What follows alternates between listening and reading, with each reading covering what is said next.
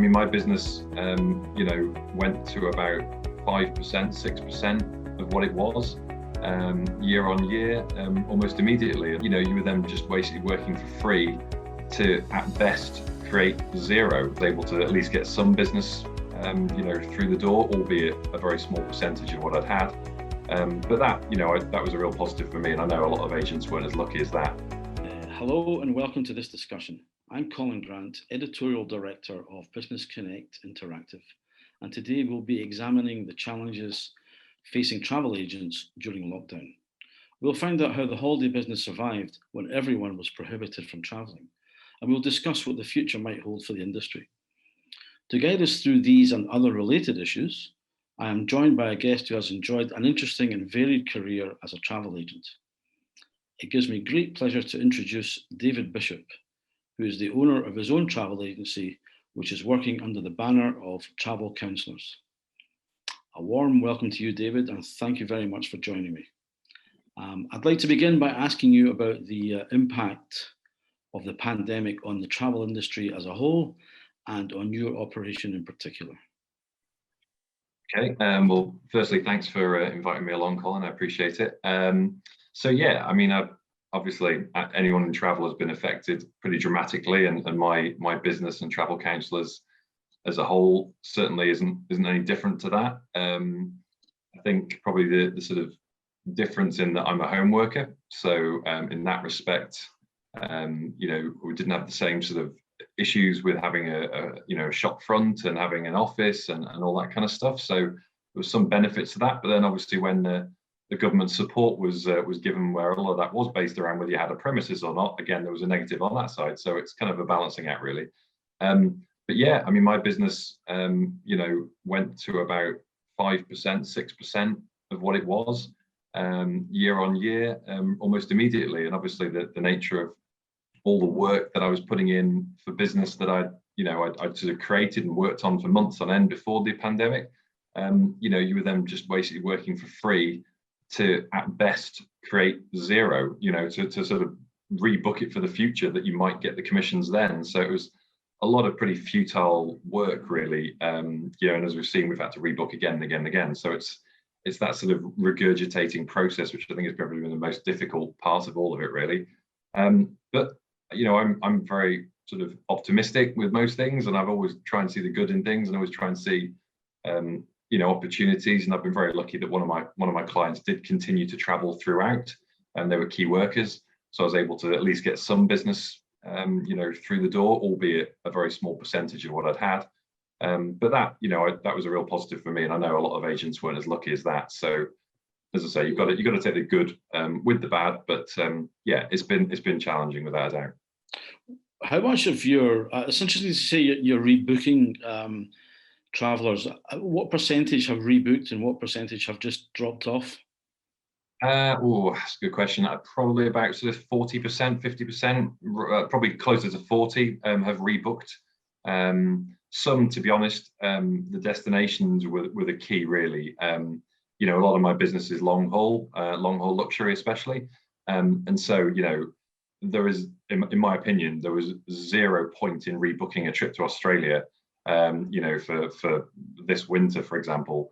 It would just cause more work and everything else. So a lot of those, part of my service was to actually offer the advice that really the best thing was to apply for a refund, get the money back in their accounts, look after them, do the right thing, and then hopefully in the future, knowing they've been given correct and kind of logical advice and honest advice as well. You're not just trying to rip them off or take the money from them. They would support me in the future. So it wasn't always that a rebook was always the best option, but in wherever possible, if I thought there was a likelihood that they might actually be able to get on this trip, then I would obviously action that as much as possible. But where it was sensible, like the US, Canada, New Zealand, there was clearly some sort of fairly major issues from those countries themselves, and therefore part of my sort of due diligence was to sort of offer that advice and move them towards refunds or just different destinations.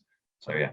Yeah, I mean, you touched on Australia, Canada, USA, New Zealand. Any other places that you have booked people that you then had to advise them not to go? And also, when do you think it would be okay to go to these places? So to answer the first part, yeah, I mean, places like South Africa were sort of doing okay, I think, inverted commas, you know, and then I think when the actual sort of figures were starting to actually be properly put out there, and there was obviously the South African variant as well, that became an option where lots of people were going, and then suddenly it was like, no, doors are shut, and that was the end of that. So then we had to sort of chop and change there. In terms of when places will be open, I think there's a pretty strong likelihood that the US will be fairly soon. I think 4th of July, not you know, quite specifically has been mooted as the point when that will open, albeit certain corridors. I think we have to be a bit careful with that as well. I don't think it's going to be just an open door and everyone can just go in as they please, but that will be a starting point. Canada, I can't see really until possibly the end of the year, maybe later.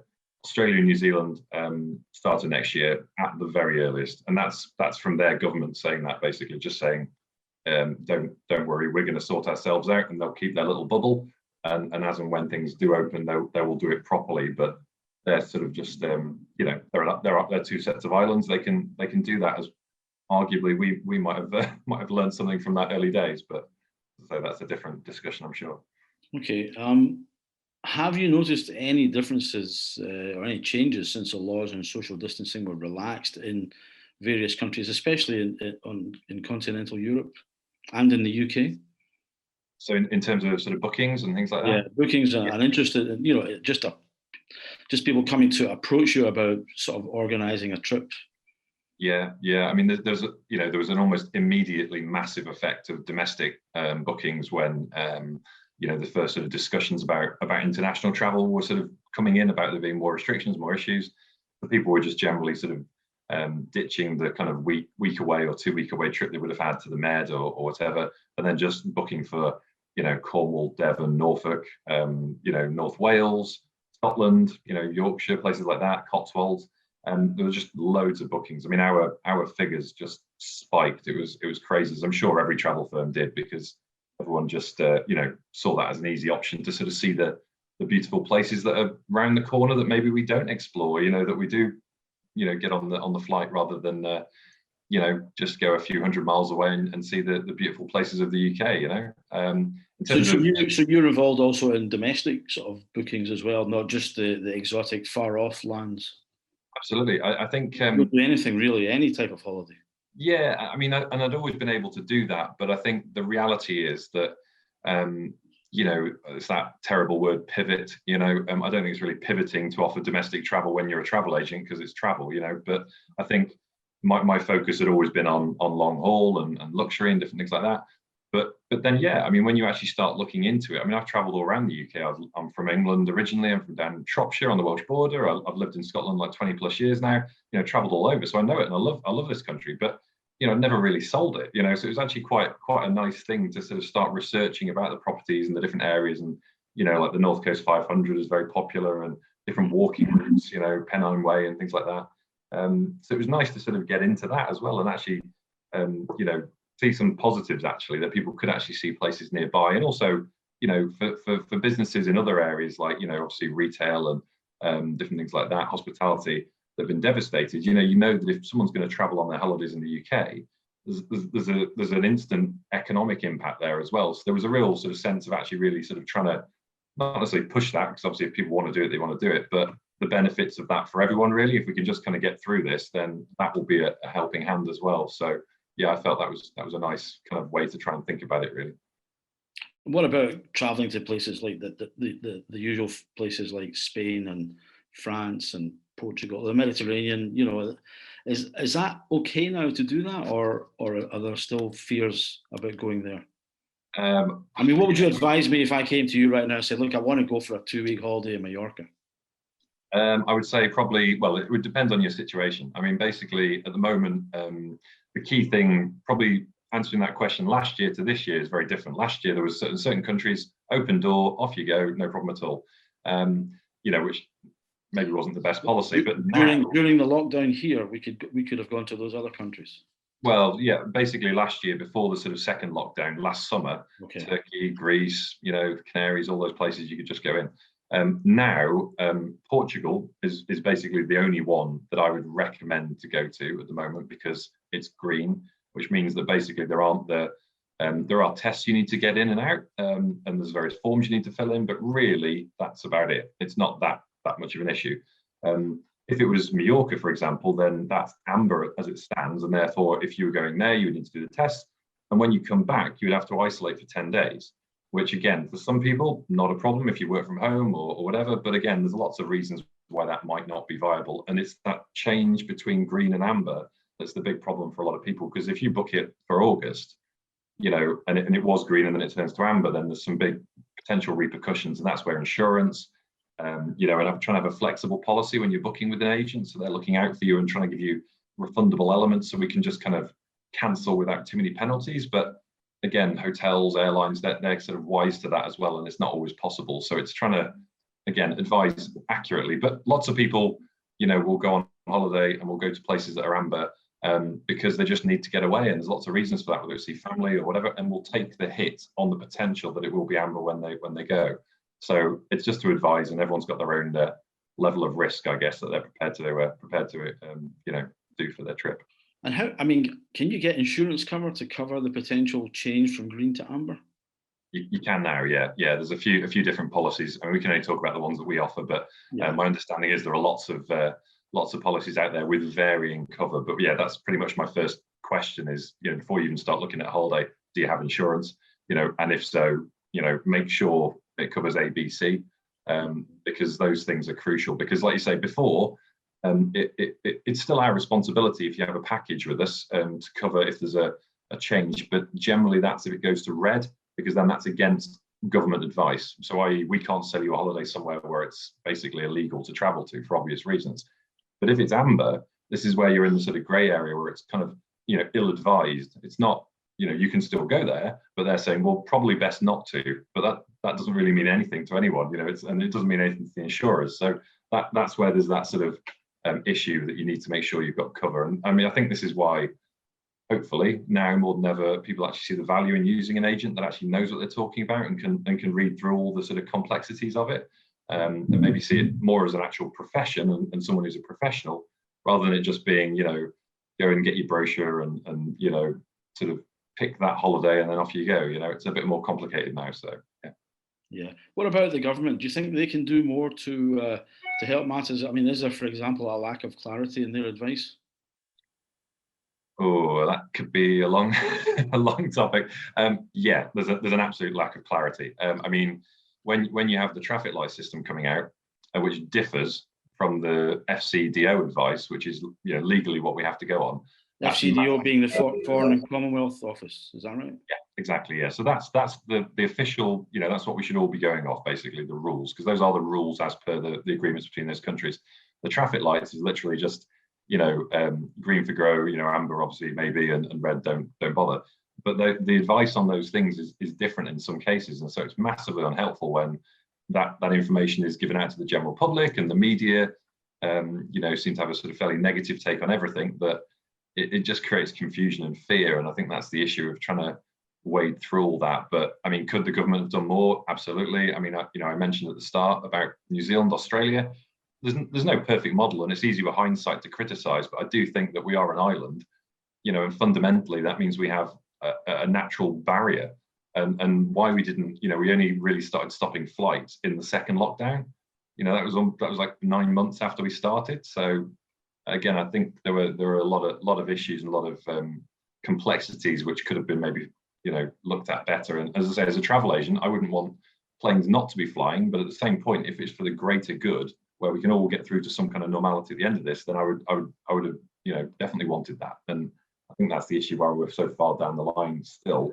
It's only the vaccination program that's maybe saved a few blushes, but or worse, of course. I mean, it's obviously very serious, but yeah, a bit more clarity, and I think looking at the figures from other countries about what's happened with them, I think is really crucial as well. Some countries are not, you know, showing their figures accurately. Others are, and we should take those. Which countries are not showing their figures accurately? Well, Turkey was one. It was open and now it's red, not likely to be available till the end of the year. So it looks on their sort of figures that everything's great, but unfortunately isn't. South Africa again was one that was not really portraying its figures correctly. You know, there's lots of examples, to be honest, but those two are were quite stark at the time. But as I say, now we're trying to be a bit more realistic with what we're offering. But places like, the Balearics, Canary Islands, again, they're islands with relatively small populations, so you should be able to manage. Madeira in Portugal has been a kind of beacon, I guess, of how you deal with this and how you deal with proper testing and proper, advice to move people into a place safely. They can enjoy their holiday and move them away safely. And small islands, surely that surely is an easy way to be done. If it's a big city or a large country, I get there's some major issues with movement of people, but kind of island nation or island areas, I think those should be the first that should be opening for tourism, especially. Okay, I want to move away from lockdown for a minute to Brexit. Okay. Do you foresee any hurdles for travelling to the European Union once the European Union is open after lockdown? I mean, there probably will be,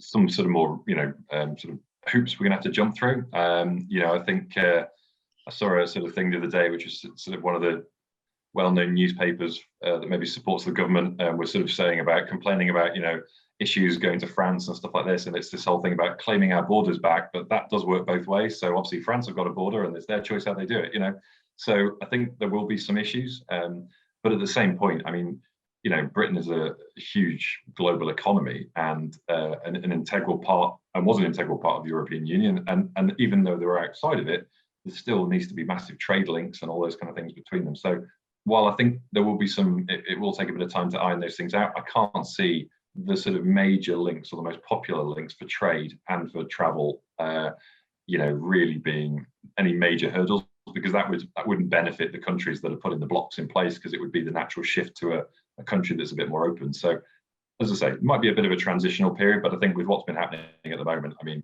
if we can get through this, then Brexit, who cares about that anymore? It used to be a big problem, but COVID's kind of trumped it somewhat. So it kind of pales into insignificance with COVID.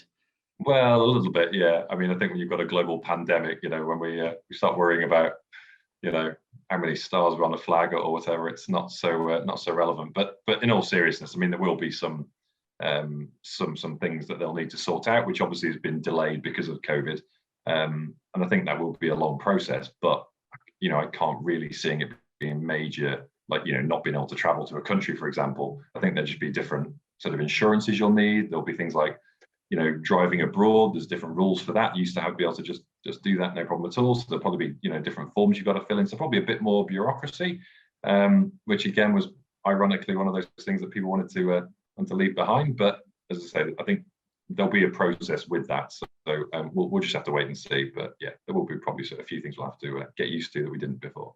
Okay, I want to just finish off by just asking you about your own personal experiences as a traveller, because you were, as a young person, you did a huge amount of travelling, and I suppose it was almost inevitable that you would actually become a travel agent. So can you just give me a brief rundown of the kind of travelling that you did when you were younger? Yeah, absolutely. Well, I didn't. I mean, part of my travelling really, my outlook to the world was that, as I mentioned before, I'm from Shropshire, which is a beautiful county in England, but a little bit dull. So I think my perspective in North Wales was where I went on holidays for about 18 years of my life. So I think when you're subjected to that and swimming in the North Sea, the Irish Sea, sorry, you possibly want to look elsewhere. But is there something better than this? Possibly. I love North Wales, but but I basically went to uni and met my now wife, and we both love the idea of traveling. She'd done a lot more of the kind of Mediterranean holidays with her family, but I just hadn't done that. So it was very much that kind of outward perspective of just the sort of awe of all these amazing places that I could go to. And so we planned a trip for basically 2 years and traveled. The first holiday we actually went on was when we did the Trans-Mongolian train across Russia and Mongolia and China. So that's not usually a kind of weekend break to York or somewhere like that. But anyway, but we did that, and China, Asia, Australia, New Zealand, lived there for a couple of years, and then back, went through Tibet and various places. And then since I actually started working in travel, then I've obviously had lots of opportunities to travel all over the world. So South America and North America and Africa, and I've been to every continent basically. So I'm very, very lucky. So I love to travel. So I can't wait till I can get to Edinburgh Airport and get on a flight and go somewhere interesting. So yeah. where would be top of your list from all the places you've been? Oh, tricky one. All right, top three then, make it easy. Yeah, that's a bit, yeah. Okay, so Buenos Aires in Argentina, and then Rio in Brazil. I absolutely love both of those cities. That'd be very difficult for me to choose. And then probably somewhere like Luang Prabang in Laos, which is just this really, really chilled out city. It's awesome, right on the Mekong River. Chilled beers, nice warm weather, friendly people, beautiful food. Not many worse things than that in life, you know. So yeah, I'd be very happy if I was in any three of those at the moment. Oh well, look, you're now in Edinburgh, and you look as if you're going to be there for quite some time. But I want to say thank you very much for joining us today, and for speaking and sharing your views to Business Connect Interactive. Thank you very much, David. My pleasure. No problem at all. I appreciate the opportunity.